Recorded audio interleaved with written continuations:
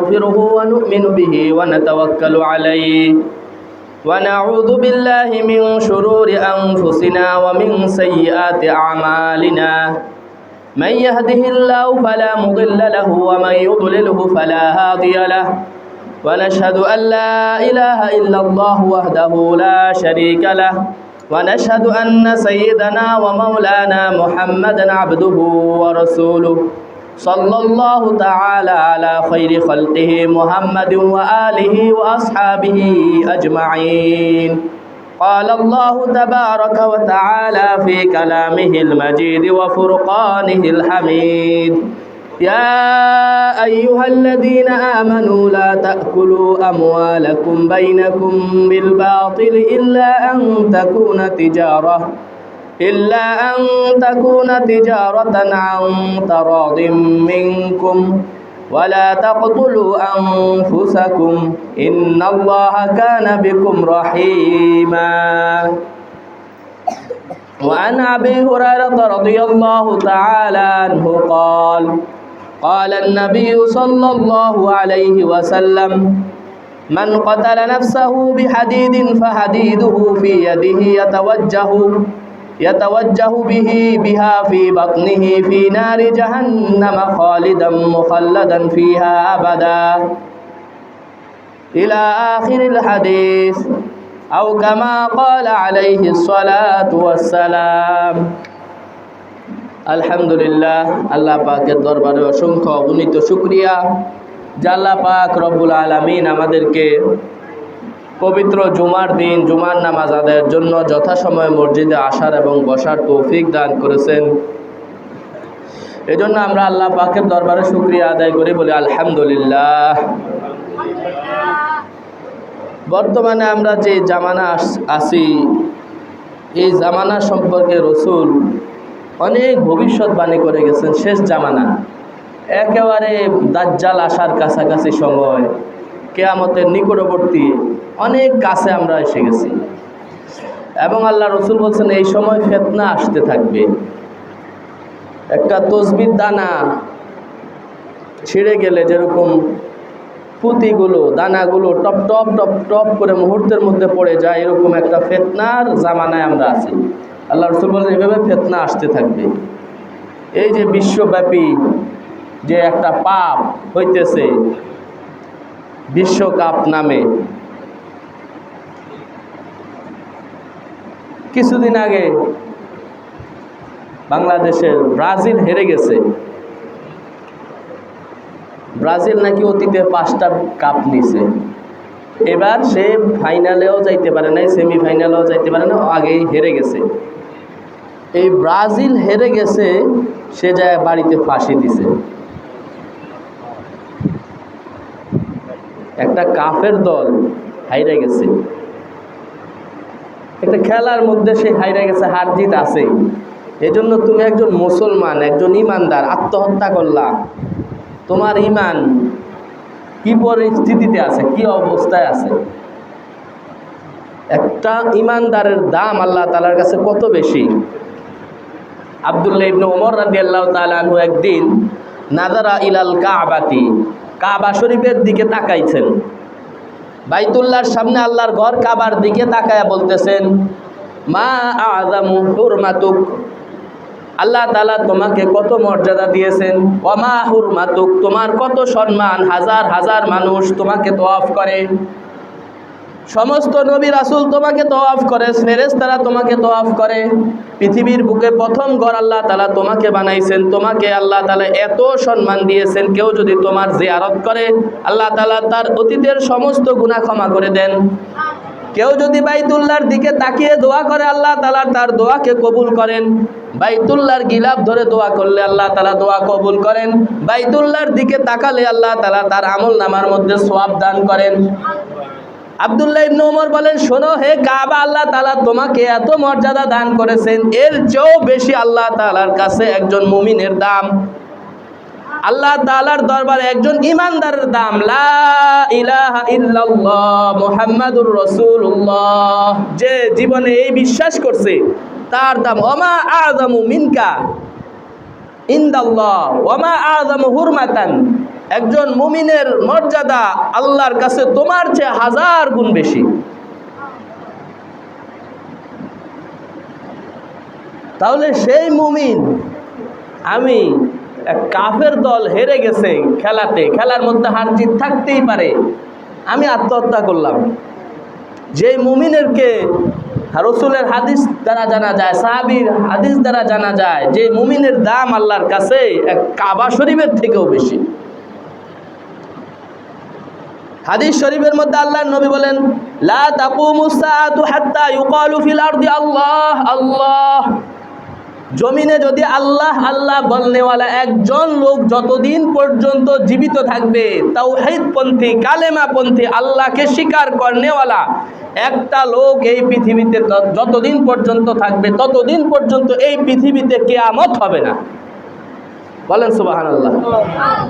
তাহলে একজন মুমিনের দাম আল্লাহর কাছে কত দাম আল্লাহর কাছে, যে সেই একজন আল্লাহ শব্দ উচ্চারণ করনেওয়ালা, লা ইলাহা ইল্লাল্লাহ বলনেওয়ালা একটা লোক যতদিন পর্যন্ত এই পৃথিবীতে থাকবে, চন্দ্র সূর্য গ্রহ নক্ষত্র সব কিছু আল্লাহ তাআলা ঠিক রাখবেন।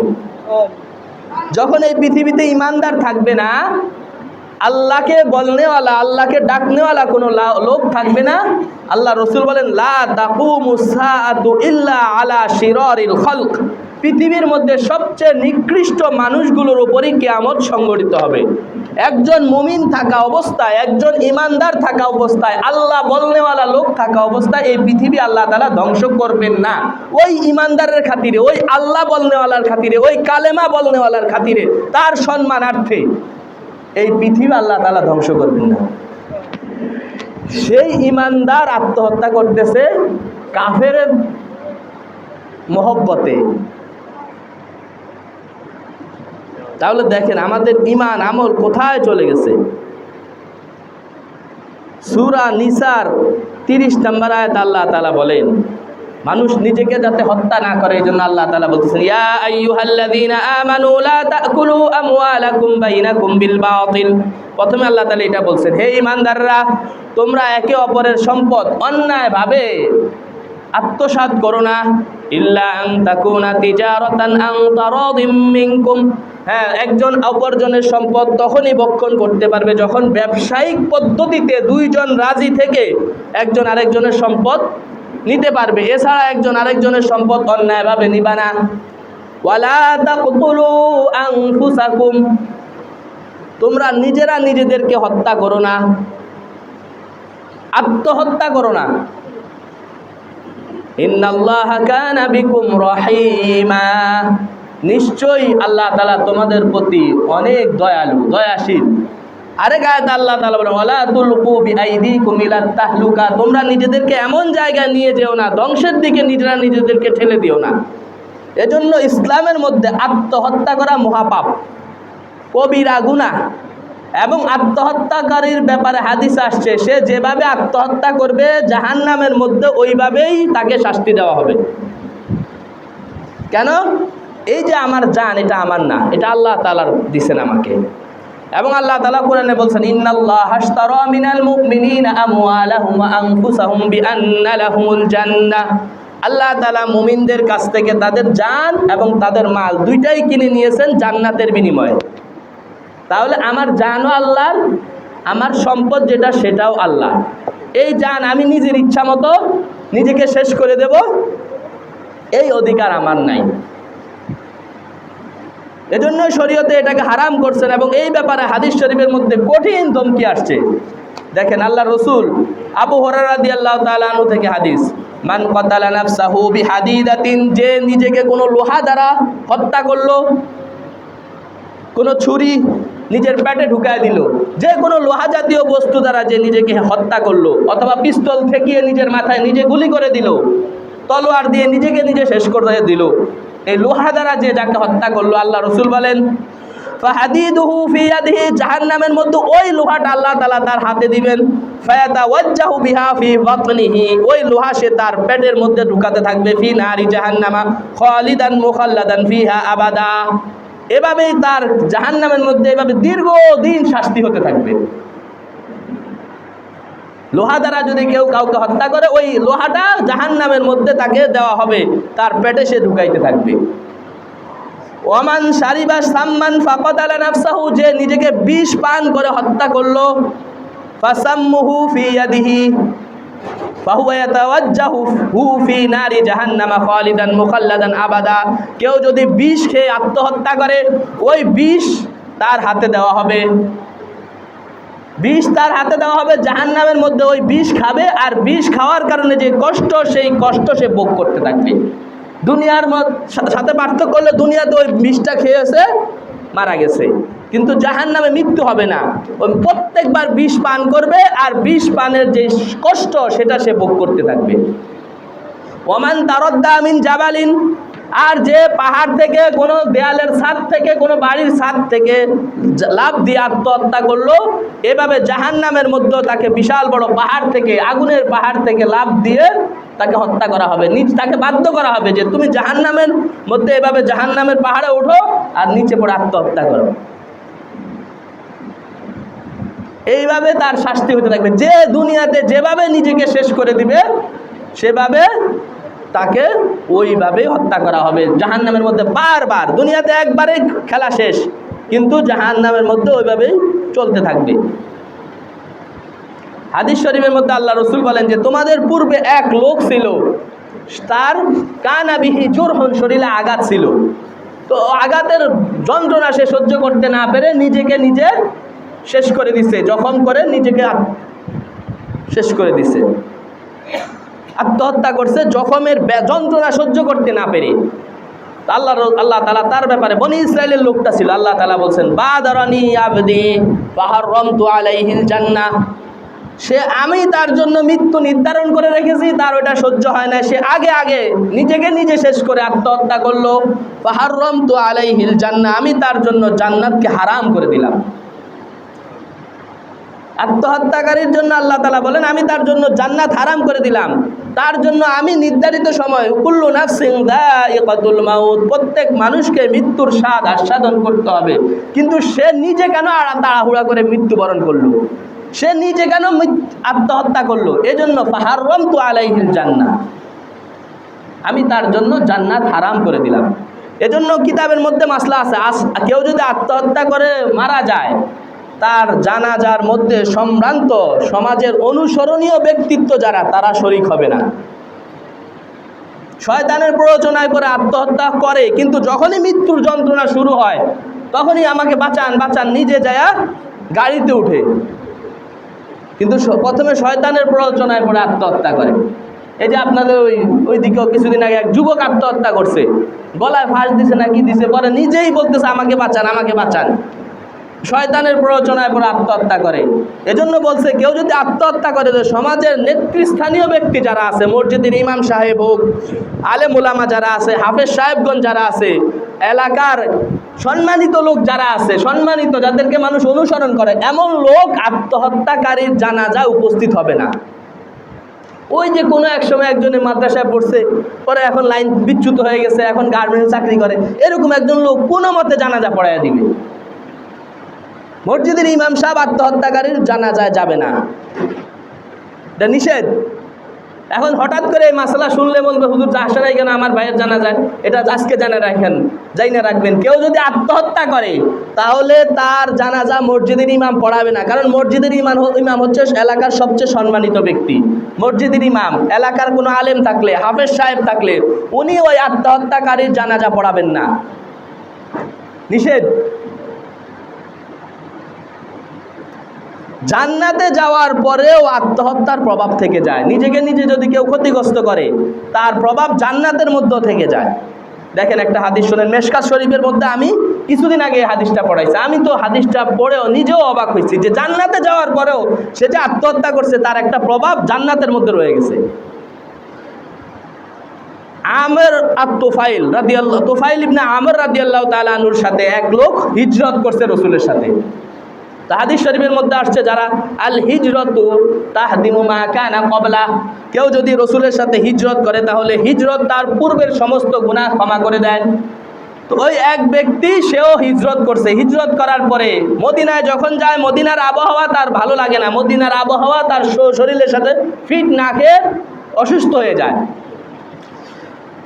ফাজতাওয়াল মাদিনাতা ফাআখাশা মিসকাসান লাহু, সে অসুস্থ হওয়ার কারণে এত বেশি অসুস্থ হয়েছে, অধৈর্য হয়ে গেছে, একটা ছুরি নিয়ে নিজের হাতের কবজি কেটে ফেলে। তো অতিরিক্ত রক্তক্ষরণের ফলে মাতা। তো ওনার বন্ধু ছিল তুফাইল ইবনে আমর, ফারআহু ফিল মানাম ফারআ হাইআতুহু হাসানাতুন, ওনাকে দেখে দেখলেন ওনার চেহারা খুব সুন্দর, চেহারাগুলো খুব সুন্দর। তো বলতেছেন তোমার রব তোমার সাথে কি আচরণ করছে? ওই লোকটা বলতেছে আমি আল্লাহ রসুলের সাথে হিজরত করেছি, এই হিজরতের খাতিরে, হিজরতের উসিলায় আল্লাহ তাআলা আমাকে মাফ করে দিয়েছেন। তো তুফাইল ইবনে আমর বলতেছেন মালি আরাকা মুগাত্তিয়ান ইয়াদাইকা, তোমার হাত দুইটা ঢাকা কেন? জান্নাতের মধ্যে আসো, চেহারা সুরুত খুব সুন্দর, জান্নাতীদের চেহারা, কিন্তু তোমার হাত দুইটা ঢাকা কেন? ওই সাহাবী তখন বলতেছে আমি যে নিজে নিজের হাত কেটে ফেলছি, এজন্য আল্লাহ তাআলা বলছেন লান উসলিহা মা আফসাদতা, তুমি এই হাত নিজে কেন নষ্ট করছো, এই হাত আমি ঠিক করে দেব না। দেখেন আল্লাহ রসুলের সাথে হিজরত করছে, তো হজ যেরকম সমস্ত গুনাহ মাফ করে দেয়, মুসলমান হলে অমুসলিম থেকে মুসলমান হলে তার পিছনের সমস্ত গুনাহ মাফ, হজ করলে তার পিছনের সমস্ত গুনাহ মাফ, রসুলের সাথে হিজরত করে মদিনায় আসছে, তার সব গুনাহ মাফ হয়ে গেছে, কিন্তু সে নিজের হাত কাটছে কেন? জান্নাতের ভিতরে বসে আছে, হাত ঢাইকা রাখছে। তুফাইল ইবনে আমর বলেন তোমার হাত ঢাকা কেন? বলছে আমি হাতটা নিজের হাতে নষ্ট করছি, এই জন্য আল্লাহ বলেন যে লান উসলিহা মা আফসাদতা, তুমি নিজে কেন নিজের হাত নষ্ট করছো, আমি তোমার এই হাত ঠিক করব না। এত বড় অপরাধ আত্মহত্যা করা আল্লাহ তাআলার কাছে, এজন্য আল্লাহ বলছেন লা তাকতুলু আনফুসাকুম, তোমরা নিজেরা নিজেদেরকে হত্যা করো না। উহুদের যুদ্ধে এক সাহাবী, একজন খুব বেশি যুদ্ধের ময়দানে অবদান রাখতেছে, সাহাবা একরাম দেখেন যে এই লোকটা যেই দিকে যাইতেছে কাফেরদেরকে শেষ করে দিতেছে, তো সবাই তার ব্যাপারে ভালো ধারণা করতেছে। রসুল বলতেছেন হুয়া ফিন্নার, এটা জাহান্নামী, ও যতই বাহাদুরির সাথে যুদ্ধ করুক না কেন সে জাহান্নামে যাবে। তো এক সাহাবী বলেন আমি তার পিছু নিলাম, কি কারণ? এই লোক বীর বিক্রমের সাথে যুদ্ধ করতেছে, অথচ রসুল বলতেছেন হুয়া ফিন্নার, সে নাকি জাহান্নামে যাবে, কি কারণ আমি তার পিছু নিলাম? তো দেখলাম যেই দিকে যায় কাফেরদেরকে, অনেক কাফেরকে সে হত্যা করছে। এক পর্যায়ে কোনো এক কাফের যখন তার শরীরে আঘাত করে, আঘাতের যন্ত্রণা সহ্য করতে না পেরে সে নিজের বুকের মাঝখানে তরবারির ধারালো অংশ রেখে আর তরবারির বাট জমিনে রেখে নিজের তরবারির উপর চাপ দিয়ে নিজেকে নিজে সে শেষ করে ফেলে। ওই সাহাবী এসে বলছে ইয়া রাসূলুল্লাহ, আমি সাক্ষী দিতেছি আপনার আল্লাহর রসুল, আপনার কথা সত্য প্রমাণিত হয়েছে, সে তো বীর বাহাদুরের মতো যুদ্ধ করছে, কিন্তু এক পর্যায়ে নিজেকে নিজে আত্মহত্যা করে শেষ করে দিছে। আল্লাহ রসুল বলছেন এই জন্য আমি তাকে আগেই বলে দিছি হুয়া ফিন্নার, সে জাহান্নামী। তো যুদ্ধের ময়দানে মুজাহিদ এত বড় জিহাদের ময়দানে এত বড় অবদান রাখার পর আত্মহত্যা করার কারণে আল্লাহ রাসূল বলেন সে আত্মহত্যা করছে, এই জন্য সে জাহান্নামী। জীবনে যত কষ্ট আসুক না কেন, মৃত্যুর পরে আত্মহত্যার মাধ্যমে আমার এই কষ্ট শেষ হয়ে যাবে এমনটা না, বরং আরো কঠিন পরিস্থিতি সামনে আসতেছে। আত্মহত্যা করার মাধ্যমে আমার সব শেষ হয়ে যাবে, আমার এই দুঃখ কষ্ট শেষ হয়ে যাবে, এমনটা আপনার ধারণা করলে এটা ভুল। মানুষ আল্লাহ তাআলা হারাম যেই জিনিসগুলোকে হারাম করছেন, শুকর খাওয়া, মদ খাওয়া, এগুলা হারাম, কিন্তু কেউ যদি ক্ষুধার তাড়নায় অস্থির হয়ে যায় তখন শরীয়তে বলছে ওগুলো হালাল হয়ে যায়। জান বাঁচানো ফরজ করে দিয়েছেন ইসলামে। সূরা বাকারার 173 নম্বর আয়াতে আছে ইন্নামা হাররামা আলাইকুমুল মাইতাতু ওয়াদ-দামু ওয়া লাহমুল খিনজিরি ওয়া মা উহিল্লা লিগাইরিল্লাহ। আল্লাহ তাআলা বলেন যে নিশ্চয়ই আমি তোমাদের জন্য মৃত জন্তু যেটা মারা গেছে, জবাই করা হয় নাই, এরকম বস্তু হারাম।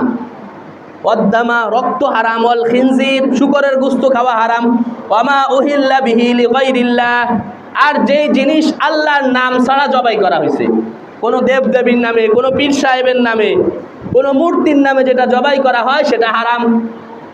এই হারাম জিনিসগুলা পর্যন্ত হালাল হয়ে যায় যখন মানুষ জান বাঁচানোর জন্য এত ক্ষুধা হয়েছে যে যদি সে এটা হারাম না খায় মারা যাবে, তখন শরীয়তে হারাম পর্যন্ত হালাল করে দিছে।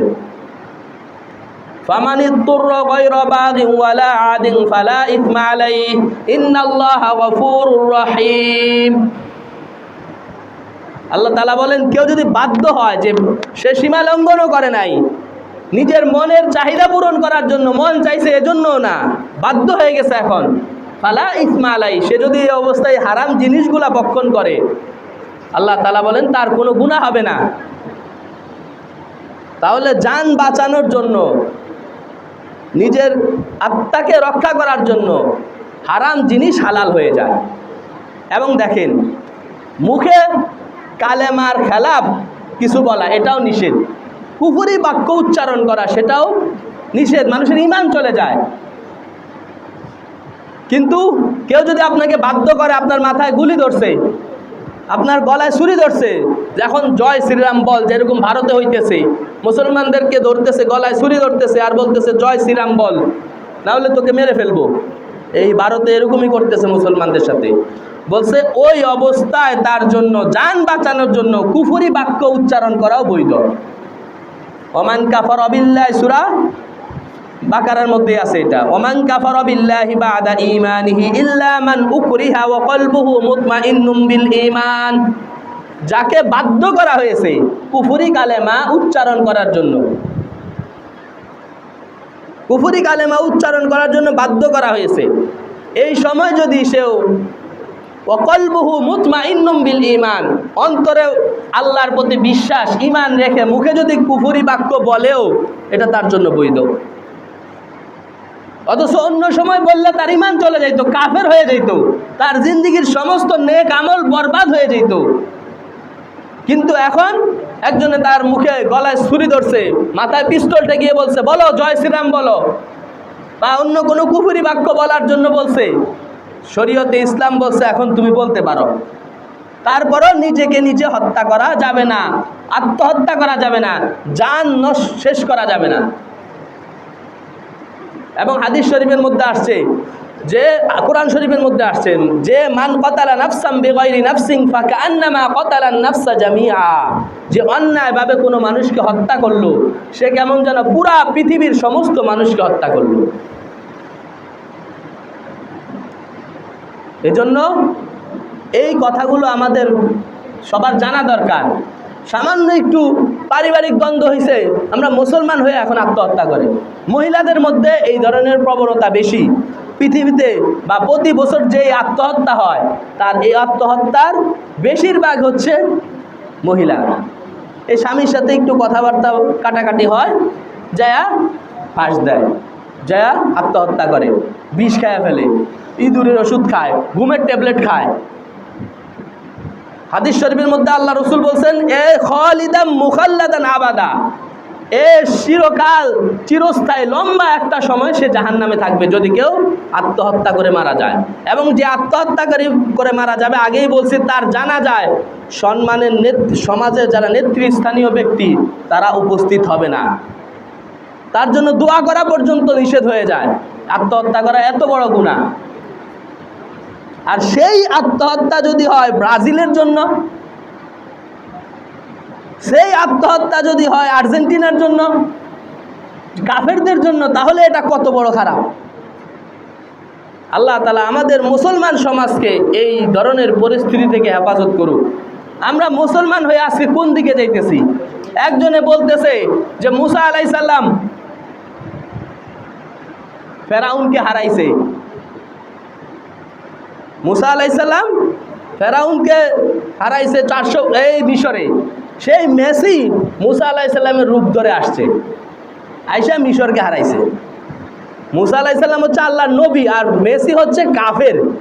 সেই মেসি নাকি মুসা আলাইহিস সালামের রূপ ধরে আবার 2026 সালে আসছে মিশরকে হারানোর জন্য। কাফেরকে মুসা আলাইহিস সালামের সাথে তো তুলনা দিতেছে। আরেকজনে লেখছে সারা রাত আল্লাহর ইবাদত করার চেয়ে মেসির একটা গোলের মজা বেশি। সারা রাত ইবাদতের থেকে মেসির একটা গোলের মজা বলে বেশি। এইভাবে নষ্ট হইতেছে আমাদের সমাজ। আপনারা অনেকে বলেন যে হুজুর সব জায়গায় খালি ধর্মের টাইনা নিয়ে আসেন কেন?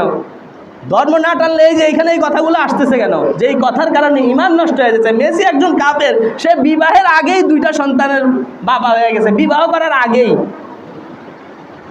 বলতেছে মেসি মুসা আলাইহিস সালামের রূপ নিয়ে আসছে মিশরে হারানোর জন্য। নাউজুবিল্লাহি মিন যালিক। এই সমস্ত কথা বলার কারণে ঈমানদারের ঈমান নষ্ট হয়ে যায়, ঈমান শেষ হয়ে যায়। আমাদের যুবক সমাজ ঈমান হারায় ফেলতেছে এই কথাগুলো বলে। আল্লাহ আমাদেরকে এই ফিতনা থেকে হেফাজত করুক। আরো কিছুদিন আছে এই ফিতনা। এই খেলা এটা মুসলমানদের না, এটা মুসলমানদের জন্য আসে নাই। এটা কাফের মুশরিকরা, তারা এই মুসলমানদেরকে এই সমস্ত অন ইসলামিক কাজের মধ্যে লিপ্ত রেখে, ওই যেই দিন মিশর আর আর্জেন্টিনার খেলা হয় ওই দিনই মিশরের একজন বড় কর্মকর্তা, সরকারি কর্মকর্তা, যে ফিলিস্তিনের পক্ষে কাজ করতেছে, তাকে ওই দিনই মেরে ফেলছে তারা। আর পুরা মিশর খেলার দিকে তাকায় আছে। আর ওই দিন তাদের দেশের একজন উপরস্থ কর্মকর্তাকে ইসরায়েল মেরে ফেলছে। প্রতিবাদ করার মতো লোক নাই। কেন? সবাই তো খেলার দিকে তাকায় আছে। আল্লাহ তাআলা আমাদেরকে হেফাজত করুক। এই কাফেরদের জন্য আত্মহত্যা করা এটা কখনো মুসলমানদের কাজ হইতে পারে না। আত্মহত্যা কোনো অবস্থাতে জায়েজ নাই। হাদিসে মৃত্যুর জন্য দোয়া করাও নিষেধ। হাদিসে আসছে মৃত্যুর জন্য দোয়া করা পর্যন্ত নিষেধ। এভাবে একটা দোয়া আসছে, যদি আল্লাহর কাছে দোয়া করে, আল্লাহ যদি আমার জন্য হায়াত বেঁচে থাকা ভালো হয় তাহলে আমাকে জীবিত রাখুন। এভাবে দোয়াটা আসছে, আল্লাহুম্মা আহিনি মা কানাতিল হায়াতু খায়রুল লি। আল্লাহ আমার জন্য যদি জীবিত থাকা উত্তম হয়, কল্যাণকর হয়, তাহলে আমাকে জীবিত রাখুন। আর যদি আমার মরে যাওয়াটা ভালো হয়, ওয়াইন কানাতিল মামাতু খায়রুল লি ফাআমিতনি। আর যদি মৃত্যু আমার জন্য কল্যাণকর হয় তাহলে আমাকে মৃত্যু দান করুন। এভাবে একটা দোয়া হাদিসের মধ্যে আসছে। সরাসরি মৃত্যুর জন্য বদদোয়া করা এটাও নিষেধ। আত্মহত্যা তো বহু দূরের কথা, কবিরা গুনাহ। আত্মহত্যাকারী চিরস্থায়ী লম্বা সময় তাকে জাহান্নামে থাকতে হবে। আল্লাহ তাআলা আমাদেরকে হেফাজত করুক। এই সমস্ত কাফের মুশরিকদের ষড়যন্ত্র থেকে আমাদেরকে হেফাজত করুক। আমিন ওয়া আখিরু দাওয়ানা আলহামদুলিল্লাহি রাব্বিল আলামিন। আমরা যারা সুন্নত পড়ি নাই, সুন্নত পড়ি।